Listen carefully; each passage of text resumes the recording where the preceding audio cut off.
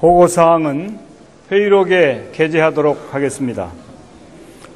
존경하는 국민 여러분, 국회의원 여러분, 본격적인 의사 진행에 앞서 몇 말씀 드리고자 합니다. 먼저 조류 인플루엔자 확산으로 많은 어려움을 겪고 계신 축산농가 여러분과 방역 활동에 땀 흘리고 있는 관계자 여러분께 깊은 위로와 격려의 말씀을 드립니다. 특히 이번 발병으로 AI에 대한 상시적 대응 태세의 필요성이 확인되었습니다. 정부는 국민들께서 안심할 수 있도록 신속한 피해 구제와 선제적 예방 태세 구축에 최선을 다해 주기 바라며 우리 국회도 함께 힘을 모아 나가겠습니다. 존경하는 국민 여러분, 의원 여러분, 잠시 후 이곳 본회의장에서 지난 7일 정부가 국회에 제출한 추가 경정 예산안과 관련하여 대통령의 설명이 있을 예정입니다. 대통령 취임 한 달 만에 국회에서 갖는 첫 번째 시정 연설입니다. 오늘을 계기로 행정부와 입법부 간 보다 긴밀한 소통과 협치가 이루어지길 바라며 정부의 진솔한 설명과 동의를 구하는 노력이 이어지길 기대합니다. 국회의원 여러분께서도 진지한 자세로 경청해 주실 것을 당부드립니다. 감사합니다. 그러면 의사일정 제1항 2017년도 제1회 추가 경정 예산안에 대한 정부의 시정연설을 상정합니다.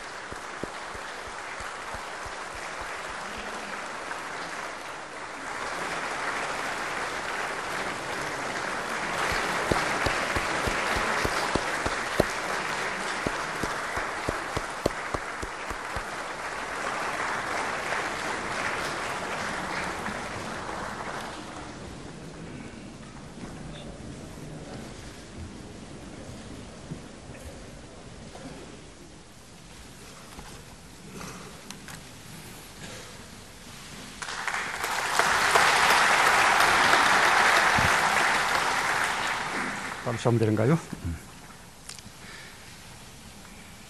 존경하는 국민 여러분, 정세균 국회의장님과 의원 여러분, 19대 국회 때 바로 이 자리에서 당대표 연설을 했습니다.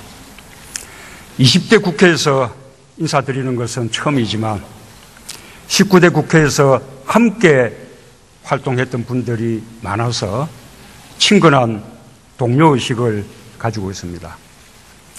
지난 5월 10일 저는 국회에서 엄숙한 마음으로 대통령 취임 선서를 했습니다. 오늘은 정부가 추가 경정 예산안을 편성한 이유와 주요 내용을 직접 설명드리고 의원 여러분의 이해와 협조를 부탁드리고자 이 자리에 섰습니다.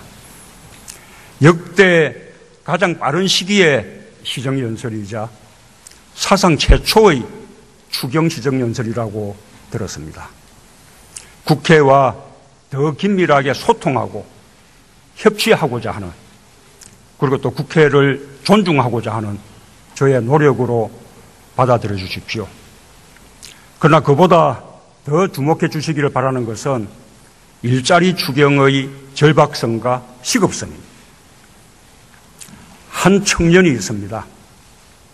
열심히 공부해서 대학에 입학했고 입시보다 몇 배 더 노력하며 취업을 준비했습니다. 그런데 청년은 이렇게 말합니다. 제발 면접이라도 한번 봤으면 좋겠어요. 그 청년만이 아닙니다. 우리의 수많은 아들, 딸들이 이력서 100장은 기본이라고 이제는 오히려 담담하게 말하고 있습니다. 실직과 카드빚으로 근심하던 한 청년은 부모에게 보낸 마지막 문자에 이렇게 썼습니다. 다음 생에는 공부를 잘할게요. 그 보도를 보며 가슴이 먹먹했던 것은 모든 어머님들이 마찬가지였을 것입니다. 일자리가 있다고 해서 행복한 것도 아닙니다. 부상당한 소방관은 가뜩이나 인력이 부족한 상황에서 동료들에게 해가 될까 미안해 병가도 가지 못합니다. 며칠 전에는 새벽에 출근한 우체국 집배원이 과로사로 사망했다는 안타까운 소식이 전해졌습니다. 일일이 말씀드리자면 끝이 없을 것입니다. 이렇게 국민들의 고달픈 하루가 매일매일 계속되고 있습니다. 우리 정치의 책임임을 아무도 부인하지 못할 것입니다. 이 분명한 사실을 직시하고 제대로 맞서는 것이 국민들을 위해 정부와 국회가 해야 할 일이라고 말씀드리고 싶습니다.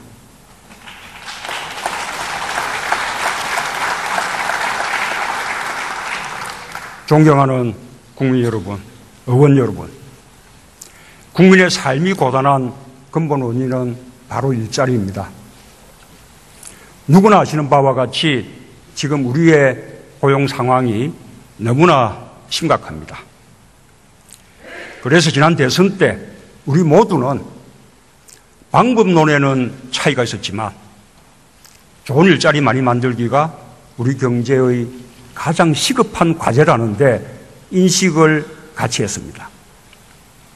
이미 통계청에서 발표하여 보도된 내용이지만 우리의 고용 상황을 다시 한번 말씀드리면 실업률은 2000년 이후 최고치, 실업자 수는 역대 최고치를 기록하고 있습니다. 특히 청년 실업은 고용절벽이라는 말이 사용될 정도로 매우 심각합니다. 연간 청년 실업률은 2013년 이후 4년간 급격하게 높아졌고 지난 4월 기준 청년 실업률은 통계 작성 이후 최고치인 11.2%를 기록했습니다. 체감 실업률은 최근 3개월간 24% 안팎, 청년 4명 가운데 1명이 실업자입니다. 베이비붐 세대의 자녀인 에코붐 세대가 주 취업 연령대에 진입한 반면에 청년들이 취업을 희망하는 좋은 일자리는 오히려 줄어들었기 때문입니다.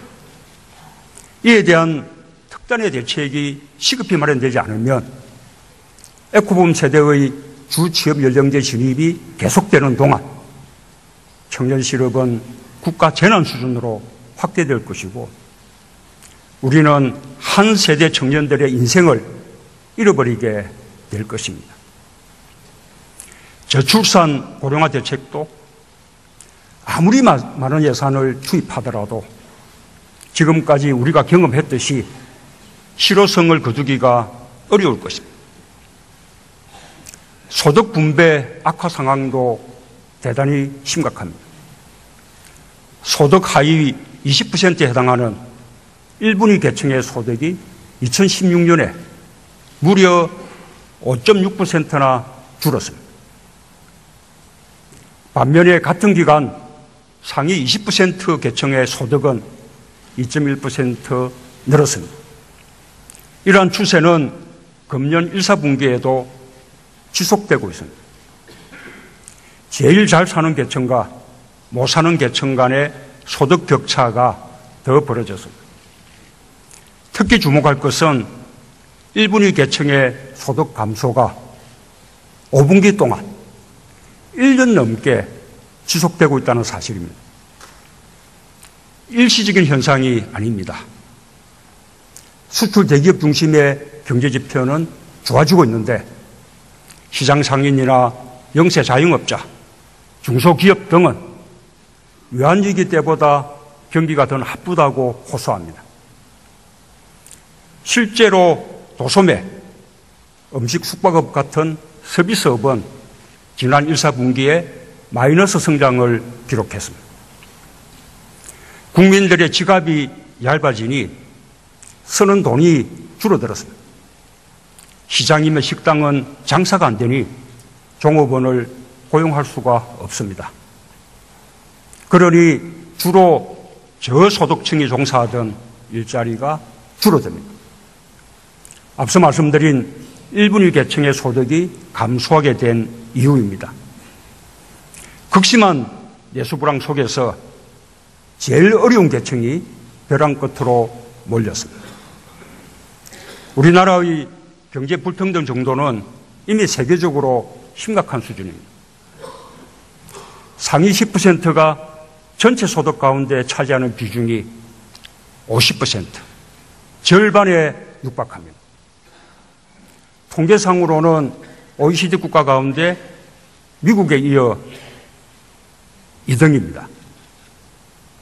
과세에서 누락되는 고소득자들의 소득이 많은 실정을 감안하면 우리의 소득 불평등 정도가 미국보다도 더 심할지도 모릅니다.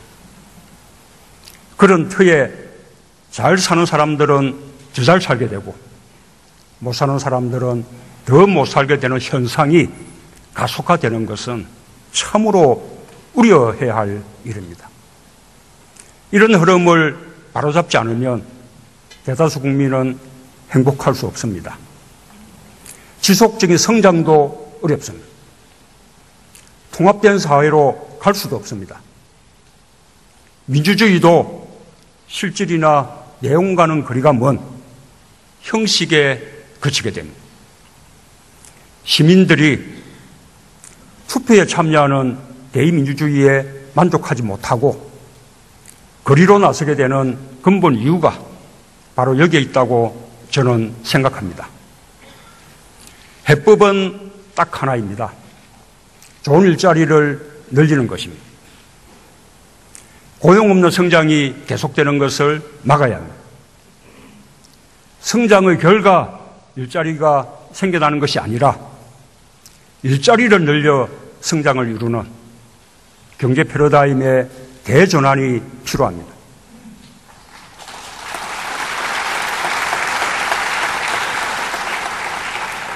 국민 여러분, 의원 여러분, 경제는 적절한 시기를 놓치지 말아야 합니다. 현재의 시급 대란을 이대로 방치하면 국가 재난 수준의 경제 위기로 다가올 우려가 있습니다. 호미로 막을 일을 가래로 막아야 할지도 모릅니다. 거듭 말씀드리지만 문제의 중심에 일자리가 있습니다. 물론 단번에 해결하기는 어렵습니다. 그러나 지금 당장 할 수 있는 만큼은 해야 합니다.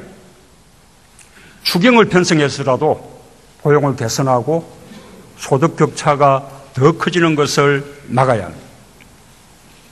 다행히 지난해에 이어 올해에도 세수 실적이 좋아 정세나 국채 발행 없이도 추가 예산 편성이 가능합니다.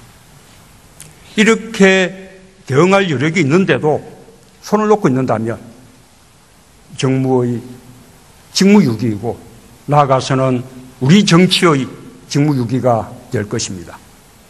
이에 정부는 올해 예상 세수 증가분 8조 8천억 원과 세계잉여금 1조 1천억 원, 기금 여유자금 1조 3천억 원을 활용하여 총 11조 2천억 원 규모의 일자리 중심 추경 예산안을 편성했습니다. 존경하는 국민 여러분, 의원 여러분, 이번 추경 예산은 재난에 가까운 실업과 분배 상황 악화에 적극 대응하기 위한 긴급 처방일 뿐입니다. 근본적인 일자리 정책은 민간과 정부가 함께 추진해야 할 국가적 과제입니다. 그러나 빠른 효과를 위해서는 공공부문이 먼저 나서야 한다는 생각입니다. 국민들에게 필요한 것은 작은 정부가 아니라 국민에게 필요한 일은 하는 정부입니다. 그것이 책임 있는 정부입니다.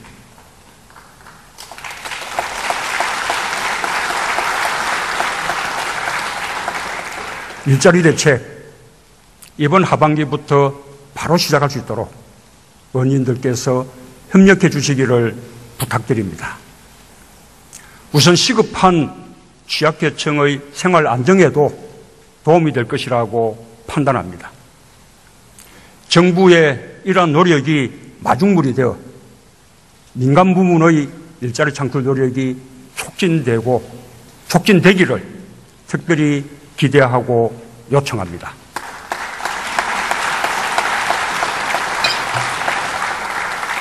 존경하는 국민 여러분, 의원 여러분, 이제 추경 예산을 어디에 어떻게 쓰려고 하는지 보고드리겠습니다. 추경 목적에 맞게 일자리와 서민생활 안정에 집중하였습니다. 항구적이고 지속 가능한 일자리 창출을 위해 대규모 SOC 사업은 배제했습니다.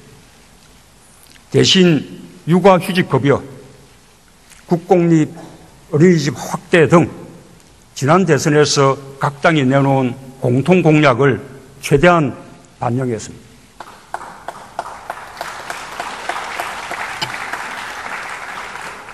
추경 예산안의 구체적인 내용을 설명드리면, 첫째, 우리의 미래인 청년들에게 최우선 순위를 두었습니다.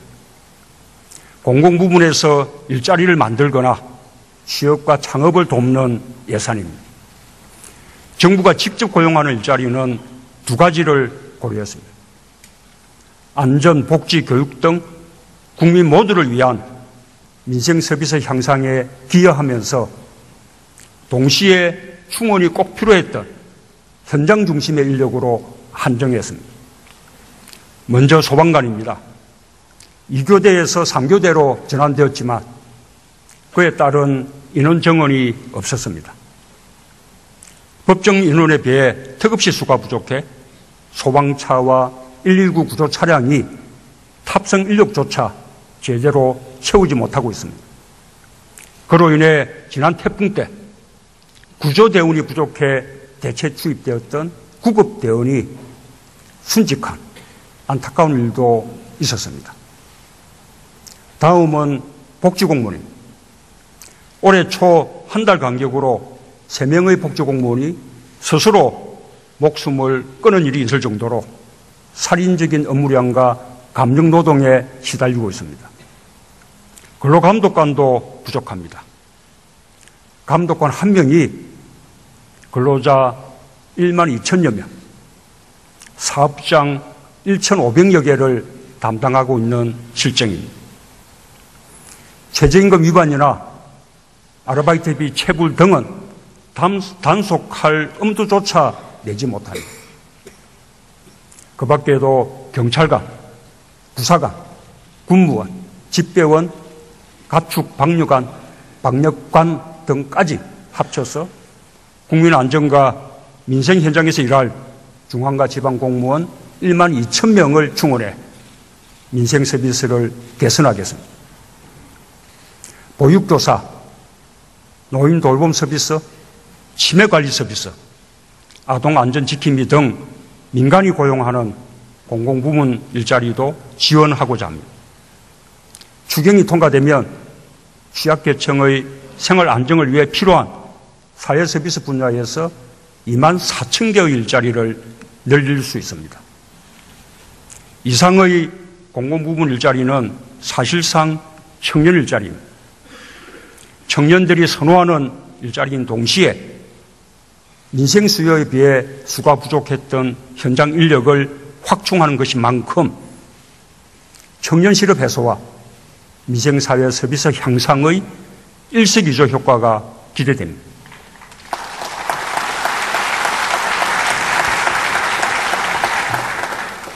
이번 추경으로 민간 부문에서도 청년 일자리가 창출되도록 돕고자 합니다. 중소기업 청년고용 지원제도를 신설해 중소기업의 청년 취업문을 넓히겠습니다. 중소기업이 청년 2명을 채용하면 추가로 1명을 더 채용할 수 있게끔 추가 고용 1명의 임금을 국가가 3년간 지원하겠습니다. 이번 추경으로 5,000명의 추가 채용이 이루어질 수 있습니다. 대기업과 중소기업의 임금 격차를 줄여주는 예산도 편성했습니다. 내일 채용공제의 적립금과 대상 인원을 대폭 확대하는 것입니다. 중소기업에 취직하는 청년들도 목돈을 마련할 수 있고 중소기업의 인력난 해소에도 도움이 될 것으로 기대합니다. 보다 많은 청년들이 과감하게 창업에 도전할 수 있게 돕겠습니다. 청년 창업 지원 펀드 확대 등으로 청년 창업에 대한 투자를 대폭 늘리겠습니다. 또한 실패해도 다시 도전할 수 있도록 3천억 원 규모의 재기지원 펀드 신설도 포함시켰습니다. 밤낮으로 아르바이트를 하면서 구직 활동을 하는 청년들의 고단함도 조금이나마 덜 수 있습니다. 청년 구직 촉진 수당을 신설해 구직 활동을 하는 3개월간 월 30만 원씩 우선 지급하고자 합니다. 내년도 예산에서는 보다 본격적으로 실시할 수 있을 것입니다. 청년들의 거주난도 도울 수 있습니다. 청년들이 적은 비용으로 출퇴근에 용이한 역세권에 거주할 수 있도록 다가구 임대주택을 추가로 공급하는 것입니다. 이번 추경에는 2,700호분 공급 예산을 배정했습니다. 일할 기회조차 갖지 못하는 지금의 청년 세대를 두고 부모 세대보다 못 사는 첫 번째 세대가 될 것이라는 이야기가 나옵니다. 청년들에게만 속상하는 이야기가 아닙니다. 우리 자식들만은 우리보다 잘 살기를 바라는 마음으로 온갖 고생을 마다하지 않은 부모들에게도 가슴이 미어지는 이야기입니다. 청년 일자리는 자식들의 문제이자 부모들의 문제입니다. 정부와 국회가 함께 발걷어 붙이고 나서 주실 것을 간곡히 당부드립니다.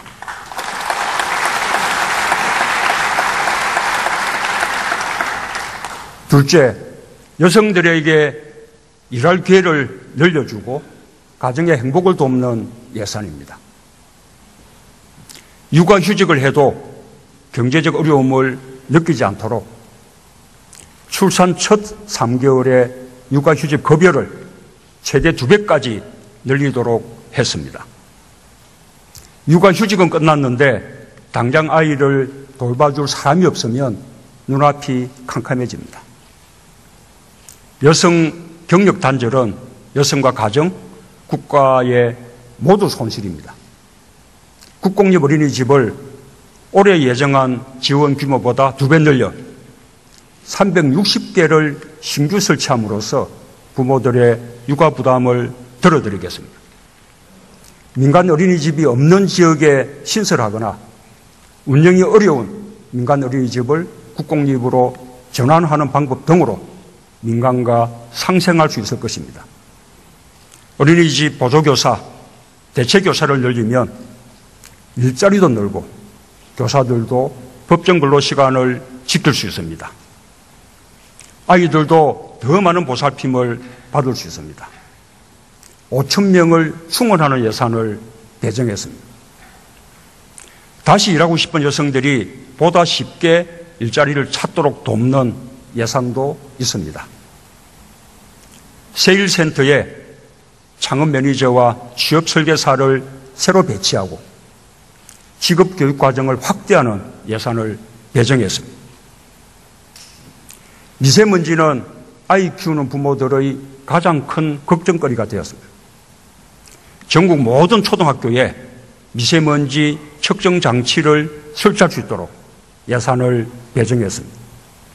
미세먼지가 심할 경우 학교장이 즉시 대응하도록 하려는 것입니다.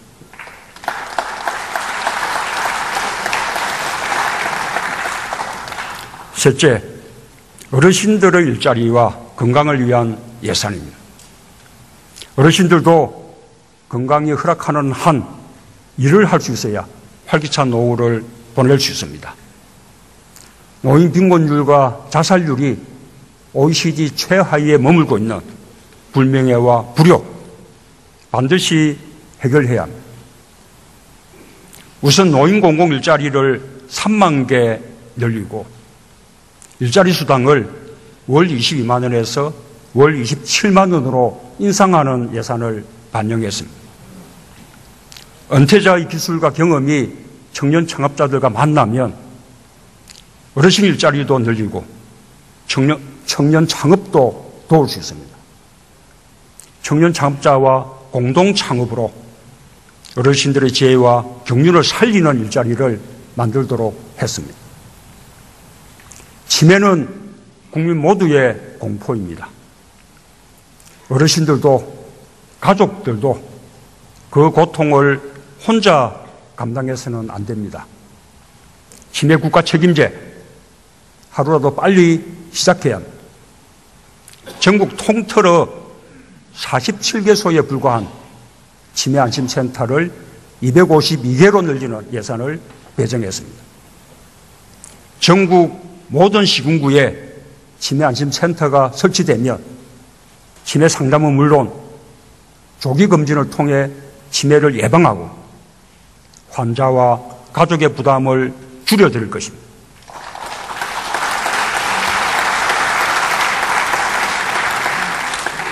넷째, 지역에 밀착한 일자리를 만들고 취약한 민생과 국민 안전을 강화하는 예산입니다.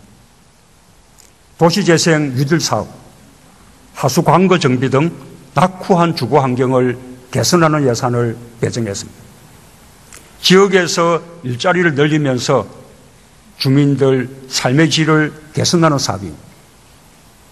특히 도시재생 유들사업은 도시 경쟁력을 강화시켜 지역 경제를 살리고 새로운 일자리를 만들어내는 효과가 기대됩니다. 기초생활보장제는 가장 취약한 계층을 위한 제도입니다. 불합리한 부양 의무자 기준을 완화하여 제도 수혜자를 4만 1천 가구 늘리고자 합니다.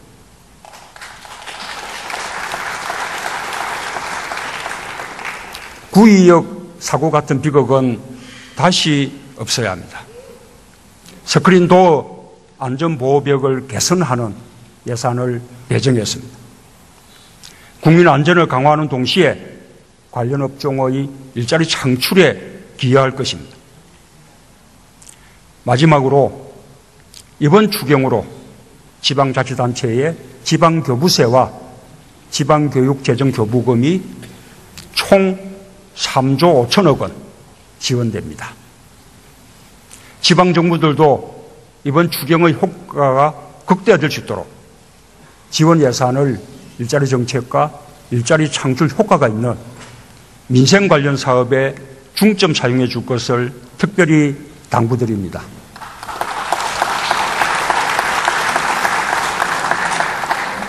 존경하는 국회의원 여러분, 정부는 이번 추경으로 약 11만 개의 일자리가 새로 생기고 서민들의 생활이 조금은 나아질 것으로 기대하고 있습니다. 응급처방이지만 꼭 해야 할 일이라고 생각합니다. 일자리는 국민들에게 생명이며 삶 그 자체입니다. 인간의 존엄을 지킬 수 있는 최소한의 국민 기본권입니다. 국민들은 버틸 힘조차 없는데 기다리라고 할 수는 없습니다. 국민이 힘들면 지체 없이 손을 내밀어야 합니다. 국민들의 삶이 조금이라도 나아진다면 할 수 있는 모든 일을 해야 합니다. 그게 정부고 그게 국가라는 판단으로 편성한 예산입니다.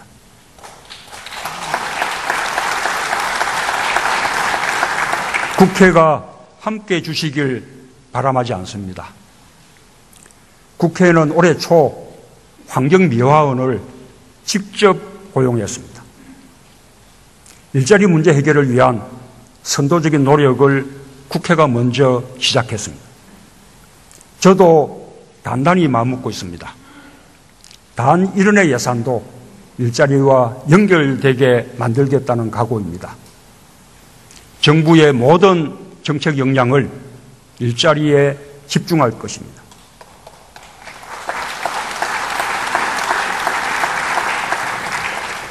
국회와 정부가 함께 머리를 맞대야 합니다. 야당과 여당이 함께 힘을 합해야 합니다. 공공과 민간이 함께 노력해야 합니다. 함께 합시다. 마음 놓고 일하고 싶다는 국민들의 절박한 호소에 응답합시다. 서민들의 눈물을 닦아주고 고통을 껴안읍시다. 일자리에서부터 국회와 정부가 협력하고 야당과 여당이 협력하는 정치를 한다면 국민들께도 큰 위안이 될 것입니다.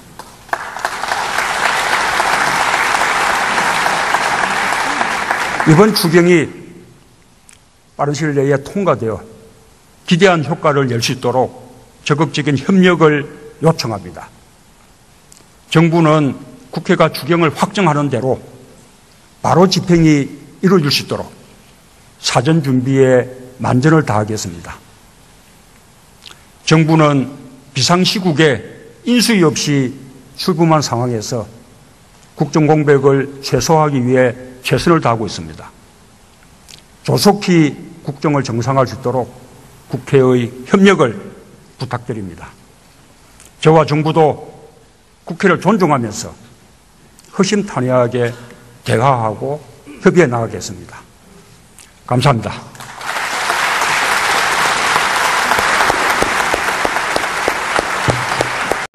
이미 세계적으로 심각한 수준입니다. 상위 10%가 전체 소득 가운데 차지하는 비중이 50%, 절반에 육박합니다. 통계상으로는 OECD 국가 가운데 미국에 이어 2등입니다. 과세에서 누락되는 고소득자들의 소득이 많은 실정을 감안하면 우리의 소득 불평등 정도가 미국보다도 더 심할지도 모릅니다. 그런 터에 잘 사는 사람들은 더 잘 살게 되고 못 사는 사람들은 더 못 살게 되는 현상이 가속화되는 것은 참으로 우려해야 할 일입니다. 이런 흐름을 바로잡지 않으면 대다수 국민은 행복할 수 없습니다. 지속적인 성장도 어렵습니다. 통합된 사회로 갈 수도 없습니다. 민주주의도 실질이나 내용과는 거리가 먼 형식에 그치게 됩니다. 시민들이 투표에 참여하는 대의민주주의에 만족하지 못하고 거리로 나서게 되는 근본 이유가 바로 여기에 있다고 저는 생각합니다. 해법은 딱 하나입니다. 좋은 일자리를 늘리는 것입니다. 고용 없는 성장이 계속되는 것을 막아야 합니다. 성장의 결과 일자리가 생겨나는 것이 아니라 일자리를 늘려 성장을 이루는 경제 패러다임의 대전환이 필요합니다.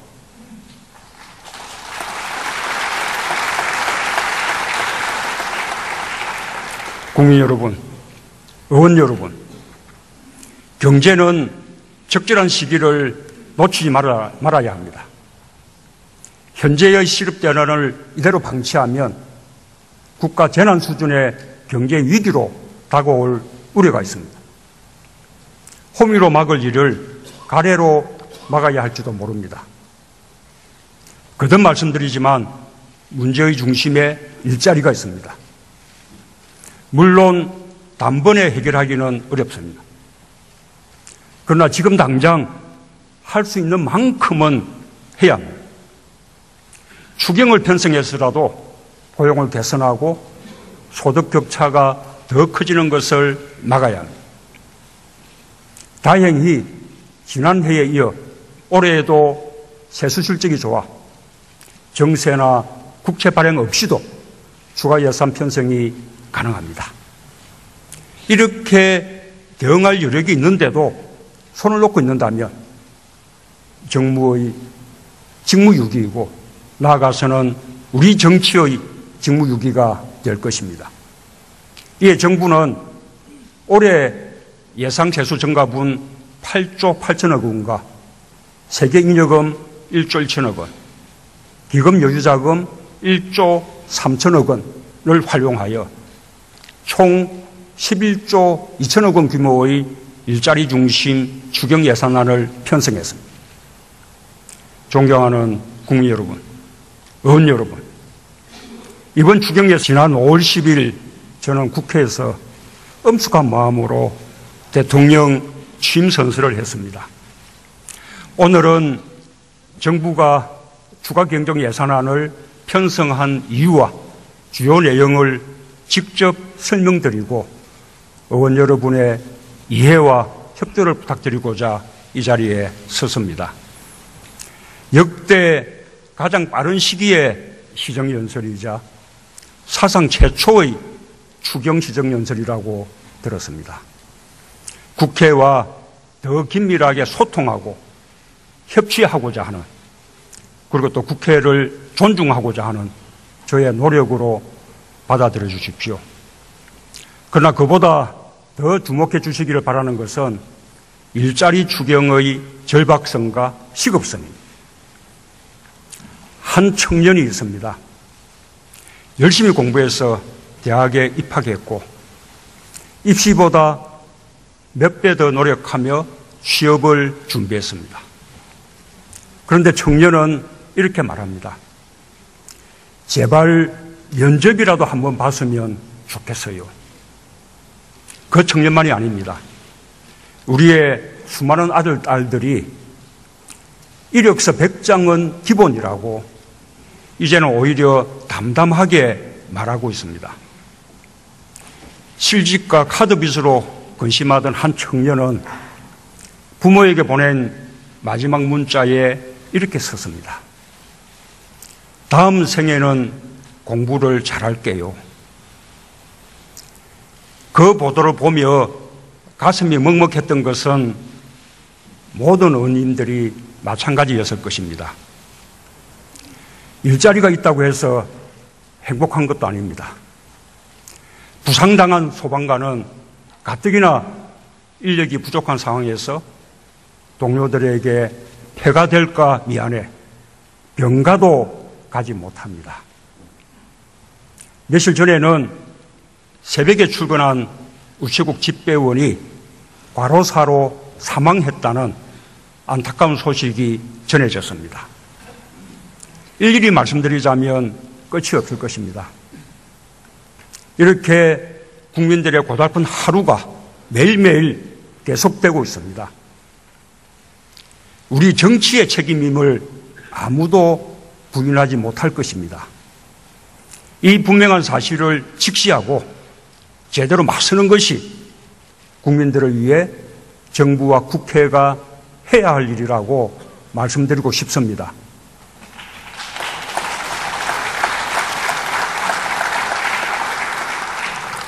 존경하는 국민 여러분, 의원 여러분, 국민의 삶이 고단한 근본 원인은 바로 일자리입니다. 누구나 아시는 바와 같이 지금 우리의 고용 상황이 너무나 심각합니다. 그래서 지난 대선 때 우리 모두는 방법론에는 차이가 있었지만 좋은 일자리 많이 만들기가 우리 경제의 가장 시급한 과제라는 데 인식을 같이 했습니다. 이미 통계청에서 발표하여 보도된 내용이지만 우리의 고용 상황을 다시 한번 재난에 가까운 실업과 분배 상황 악화에 적극 대응하기 위한 긴급 처방일 뿐입니다. 근본적인 일자리 정책은 민간과 정부가 함께 추진해야 할 국가적 과제입니다. 그러나 빠른 효과를 위해서는 공공부문이 먼저 나서야 한다는 생각입니다.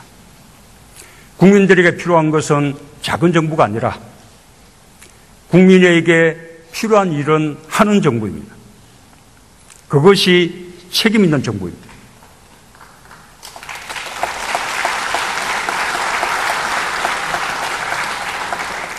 일자리 대책, 이번 하반기부터 바로 시작할 수 있도록 의원님들께서 협력해 주시기를 부탁드립니다. 우선 시급한 취약계층의 생활 안정에도 도움이 될 것이라고 판단합니다.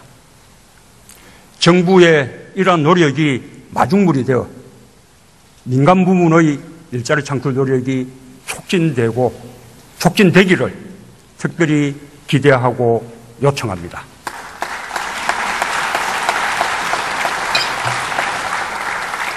존경하는 국민 여러분, 의원 여러분, 이제 추경 예산을 어디에 어떻게 쓰려고 하는지 보고드리겠습니다. 추경 목적에 맞게 일자리와 서민생활 안정에 집중하였습니다. 항구적이고 지속 가능한 일자리 창출을 위해 대규모 SOC 사업은 배제했습니다. 대신 육아휴직급여, 국공립 어린이집 확대 등 지난 대선에서 각 당이 내놓은 공통 공약을 최대한 반영했습니다.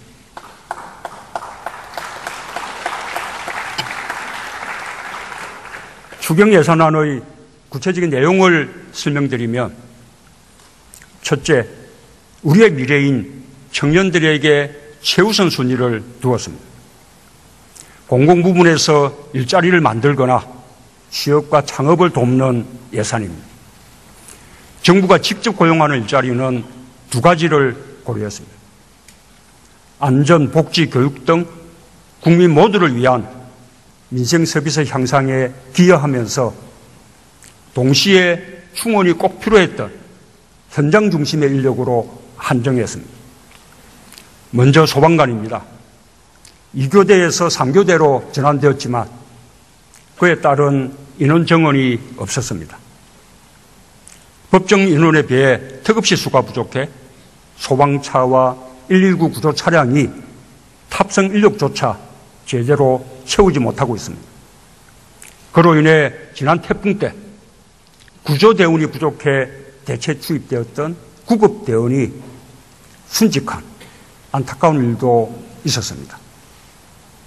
다음은 복지공무원입니다. 올해 초 한 달 간격으로 3명의 복지공무원이 스스로 목숨을 끊은 일이 있을 정도로 살인적인 업무량과 감정노동에 시달리고 있습니다. 근로감독관도 부족합니다. 감독관 1명이 근로자 1만 2천여 명.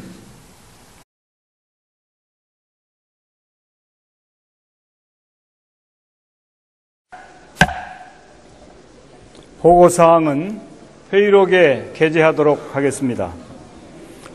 존경하는 국민 여러분, 국회의원 여러분, 본격적인 의사 진행에 앞서 몇 말씀 드리고자 합니다.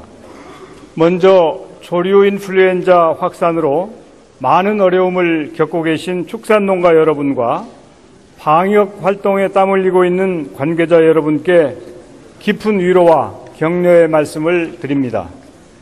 특히 이번 발병으로 AI에 대한 상시적 대응 태세의 필요성이 확인되었습니다. 정부는 국민들께서 안심할 수 있도록 신속한 피해 구제와 선제적 예방 태세 구축에 최선을 다해 주기 바라며 우리 국회도 함께 힘을 모아나가겠습니다. 존경하는 국민 여러분, 의원 여러분, 잠시 후 이곳 본회의장에서 지난 7일 정부가 국회에 제출한 추가 경정 예산안과 관련하여 대통령의 설명이 있을 예정입니다. 대통령 취임 한 달 만에 국회에서 갖는 첫 번째 시정연설입니다. 오늘을 계기로 행정부와 입법부 간 보다 긴밀한 소통과 협치가 이루어지길 바라며 정부의 진솔한 설명과 동의를 구하는 노력이 이어지길 기대합니다. 국회의원 여러분께서도 진지한 자세로 경청해 주실 것을 당부드립니다. 감사합니다. 그러면 의사일정 제1항 2017년도 제1회 추가 경정 예산안에 대한 정부의 시정연설을 상정합니다.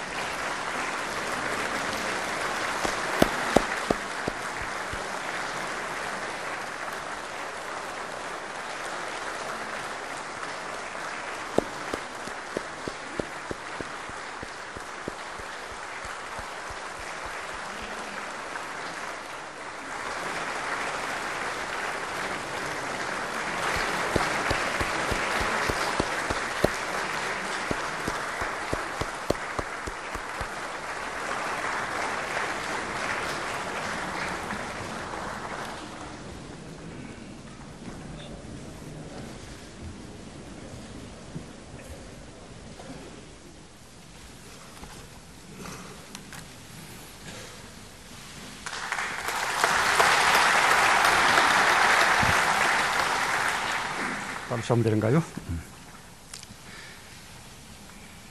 존경하는 국민 여러분, 정세균 국회의장님과 의원 여러분, 19대 국회 때 바로 이 자리에서 당대표 연설을 했습니다. 20대 국회에서 인사드리는 것은 처음이지만 19대 국회에서 함께 활동했던 분들이 많아서 친근한 동료의식을 가지고 있습니다. 한번 말씀드리면 실업률은 2000년 이후 최고치, 실업자 수는 역대 최고치를 기록하고 있습니다.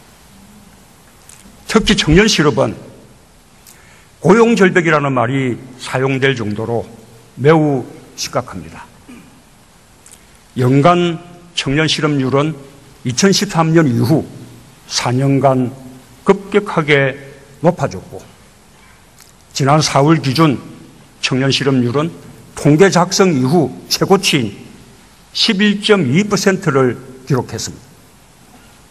체감 실업률은 최근 3개월간 24% 안팎, 청년 4명 가운데 1명이 실업자입니다. 베이비붐 세대의 자녀인 에코붐 세대가 주 취업 연령대에 진입한 반면에 청년들이 취업을 희망하는 좋은 일자리는 오히려 줄어들었기 때문입니다. 이에 대한 특단의 대책이 시급히 마련되지 않으면 에코붐 세대의 주 취업 연령대 진입이 계속되는 동안 청년 실업은 국가 재난 수준으로 확대될 것이고 우리는 한 세대 청년들의 인생을 잃어버리게 될 것입니다. 저출산 고령화 대책도 아무리 많은 예산을 투입하더라도 지금까지 우리가 경험했듯이 실효성을 거두기가 어려울 것입니다. 소득 분배 악화 상황도 대단히 심각합니다. 소득 하위 20%에 해당하는 1분위 계층의 소득이 2016년에 무려 5.6%나 줄었습니다. 반면에 같은 기간 상위 20% 계층의 소득은 2.1% 늘었습니다. 이러한 추세는 금년 1, 4분기에도 지속되고 있습니다. 제일 잘 사는 계층과 못 사는 계층 간의 소득 격차가 더 벌어졌습니다.